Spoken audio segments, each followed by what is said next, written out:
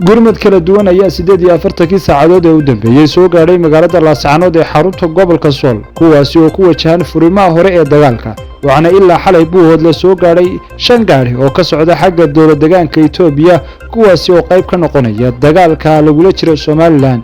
dhacdadii ay shalay ka geysteen kooxaha huwanta galbeedka gobolka Sool gaar ahaan tuulada Buqdarkeyn ayaa muujinaysay in ay ahayd duulaan qorsheysan iyo weerar leh ujeedooyin badan kuwaasi oo huwanta Laascaanood ay nabad ugu raadinayaan in magaalada Garowe aan wax dagaal ah ka dhicin kadib xaaladda halkaasi oo hubatilaan ku jirtay muddooyinkii u dambeeyay si ciidamada majeerteen ee halkaasi ku sugan ay u soo galaan furimaha hore ee dagaalka gobolka Sool hiilna ay ugu muujiyaan ciidamada hiil harti loo yaqaano ee huwanta ah kana dagaalama bariga gobolka Sool kadib markii muddooyinkii ugu dambeeyay ay ka soo baxeen furimihii ay kaga jiraan gobolka Sool waxaana la arkayay iyada oo shacabka Garowe lala dhexmarayo codbaahiyaal ugu baaqaya inay dagaalka galaan una jihaystaan Laascaanood Garowena ay ciidamada mucaaradku ay nabad ka raadiyaan halka Soolna loogu baaqay inay dagaal ka soo ridaan ujeedada la ogaaday ee ugu weyn ayaa ah in huwanta Laascaanood ay doonayso dhowrduruqsi beelaha Isaaq gaar ahaan habar jeclo iyo duulaan ay heshiis ku yihiin huwanta soo duushay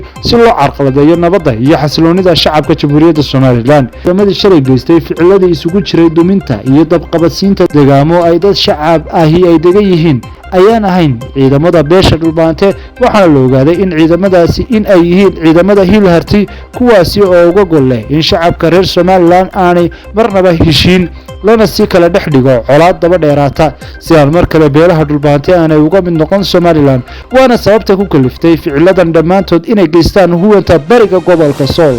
beelaha ugaadeen iyo Mareexaan ayaa dagaaladii ugu dambeeyay ee ka dhacay Buqdarkeyn waxay ka geysteen gurmad iyo sidoo kale sanad ciidan dhinaca qori lugud ciidamada SSB